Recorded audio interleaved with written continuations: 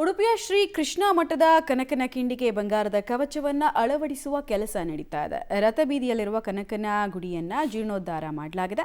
ಮಾಜಿ ಸಚಿವ ಬಿಜೆಪಿ ನಾಯಕ ಪ್ರಮೋದ್ ಮಧ್ವರಾಜ್ ಕುಟುಂಬ ಕೃಷ್ಣ ಮಠಕ್ಕೆ ಈ ಸೇವೆಯನ್ನು ನೀಡಲಾಗ್ತಾ ಇದೆ. ಉಡುಪಿ ಶ್ರೀಕೃಷ್ಣ ಮಠಕ್ಕೆ 850 ವರ್ಷಗಳ ಇತಿಹಾಸ ಇದೆ. ಶ್ರೀಕೃಷ್ಣನನ್ನು ಒಲಿಸಿಕೊಂಡದ್ದು ಭಕ್ತ ಕನಕದಾಸರು ಅನ್ನುವಂಥ ನಂಬಿಕೆ. ಈ ಹಿನ್ನೆಲೆಯಲ್ಲಿ ಕೋಟ್ಯಾಂತರ ಭಕ್ತರು ಶ್ರೀಕೃಷ್ಣ ಮಠಕ್ಕೆ ಬರ್ತಾರೆ, ಕನಕನ ಕಿಂಡಿಯ ಮೂಲಕ ದೇವರನ್ನು ದರ್ಶನ ಮಾಡ್ತಾರೆ ಅನ್ನುವಂಥದ್ದು. ಭಕ್ತ ಕನಕದಾಸರ ಮೂರ್ತಿಯನ್ನು ನಾವು ನೋಡ್ತಾ ಇದ್ದೇವೆ. ಪುಟ್ಟದಾದ ಇಲ್ಲೊಂದು ಗುಡಿಯನ್ನು ಕಟ್ಟಿದ್ದಾರೆ. ಇಲ್ಲೇ ಕನಕದಾಸರು ಕೀರ್ತನೆಗಳನ್ನು ಹಾಡ್ತಾ ಇದ್ರು ಮತ್ತು ಶ್ರೀಕೃಷ್ಣನನ್ನು ಒಲಿಸಿಕೊಂಡ್ರು ಅನ್ನುವಂಥ ಹಿನ್ನೆಲೆಯಲ್ಲಿ ಇಲ್ಲಿ ದಿನ ಪ್ರತಿ ಪೂಜೆ ಆಗ್ತದೆ. ಬರುವಂಥ ಭಕ್ತರಿಗೆ ತೀರ್ಥವನ್ನು ಕೊಡುವಂಥ ವ್ಯವಸ್ಥೆಗಳನ್ನು ಕೂಡ ಇಲ್ಲಿ ಮಾಡ್ತಾ ಇರುವಂಥದ್ದು. ಪ್ರಧಾನಿ ನರೇಂದ್ರ ಮೋದಿ ಭೇಟಿಯ ಹಿನ್ನೆಲೆಯಲ್ಲೂ ಕೂಡ ಬಹಳ ಮಹತ್ವವನ್ನು ಪಡಿತಾ ಇರುವಂಥದ್ದು ಕನಕನ ಕಿಂಡಿ. ಪ್ರಮುಖವಾಗಿ ಕನಕನ ಕಿಂಡಿ ಏನಿತ್ತು, ಈ ಮೂಲಕ ಕೃಷ್ಣನ ದರ್ಶನವನ್ನು ಮಾಡಲಾಗ್ತಾ ಇತ್ತು.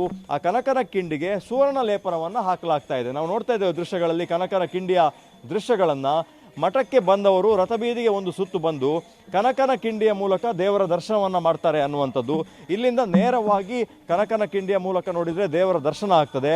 ಕನಕನ ಕಿಂಡಿ ಮುಂದೆ ಸಾಗಿದರೆ ಕನಕ ನವಗ್ರಹ ಕಿಂಡಿ, ಅದರ ಒಳಗೆ ಗರ್ಭಗುಡಿ ಇರುವಂಥದ್ದು. ಹೊರಭಾಗದಲ್ಲಿ ರಥಬೀದಿಯ ಹೊರಭಾಗದಲ್ಲಿರುವಂತಹ ಈ ಕನಕನ ಕಿಂಡಿಗೆ ಸುವರ್ಣ ಲೇಪನವನ್ನು ಮಾಡಲಾಗ್ತದೆ. ನಾವು ನೋಡ್ಬೋದು ಈಗ ಎಲ್ಲ ವ್ಯವಸ್ಥೆಗಳನ್ನು ಮಾಡಿ ಅದನ್ನು ಮುಚ್ಚಿಡುವಂತಹ ಕೆಲಸವನ್ನು ಮಾಡಿದ್ದಾರೆ. ಸಂಪೂರ್ಣವಾಗಿ ಚಿನ್ನವನ್ನು ಇಲ್ಲಿ ಕನಕನ ಕಿಂಡಿಯ ಆ 3 ಪಟ್ಟಿಗಳಿಗೆ ಅದರ ಸುತ್ತಲೂ ಕೂಡ ಚಿನ್ನವನ್ನು ಲೇಪನ ಮಾಡಿರುವಂಥದ್ದು. ಪ್ರಮೋದ್ ಮಧ್ವರಾಜ್ ಅವರು ಮಾಜಿ ಸಚಿವರು, ಬಿಜೆಪಿಯ ನಾಯಕರು, ಉಡುಪಿಯ ಮಾಜಿ ಶಾಸಕರು ಪ್ರಮೋದ್ ಮಧ್ವರಾಜ್ ಅವರ ಒಂದು ಸೇವಾ ರೂಪದಲ್ಲಿ ಈ ಒಂದು ಕನಕನ ಕಿಂಡಿಗೆ ಸುವರ್ಣ ಲೇಪನವನ್ನು ಮಾಡಿದ್ದಾರೆ. ಪರ್ಯಾಯ ಪುತ್ತಿಗೆ ಸ್ವಾಮೀಜಿ ಅವರ ಸಂಕಲ್ಪ ಇತ್ತು, ಈ ಕನಕನ ಕಿಂಡಿಗೆ ಸ್ವರ್ಣ ಲೇಪನವನ್ನು ಮಾಡಬೇಕು.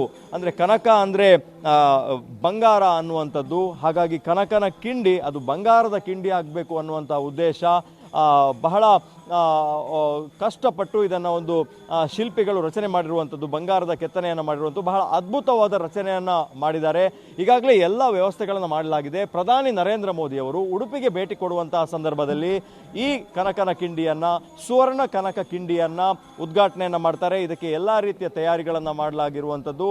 ಹಾಗಾಗಿ ಕನಕನ ಭಕ್ತರು ಕೂಡ ಹೆಚ್ಚಿನ ಸಂಖ್ಯೆಯಲ್ಲಿ ಉಡುಪಿಯ ಕಡೆ ಬರ್ತಾ ಇದ್ದಾರೆ. ಯಾಕಂದರೆ ಕನಕದಾಸರಿಗೆ ಸಂಬಂಧಪಟ್ಟ ಹಾಗೆ ಕಾಗಿನೆಲೆಯಿಂದ ಕೂಡ ಒಂದು ಭಕ್ತರ ತಂಡ ಮತ್ತು ಉಡುಪಿಯಲ್ಲಿ ನೆಲೆಸಿರುವಂತಹ ಎಲ್ಲ ಕುರುಬ ಸಮುದಾಯ ಮತ್ತು ಹಾಲು ಮತದ ಸಮುದಾಯ ಪ್ರಧಾನಿ ಮೋದಿ ಭೇಟಿಯ ಸಂದರ್ಭದಲ್ಲಿ ಅವರು ಕೂಡ ಸಾಕ್ಷಿ ಆಗ್ಲಿಕ್ಕಿದ್ದಾರೆ. ಕ್ಯಾಮರಾ ಪರ್ಸನ್ ಚೇತನ್ ಜೊತೆ ದೀಪಕ್ ಜೈನ್, ಪಬ್ಲಿಕ್ ಟಿವಿ, ಉಡುಪಿ.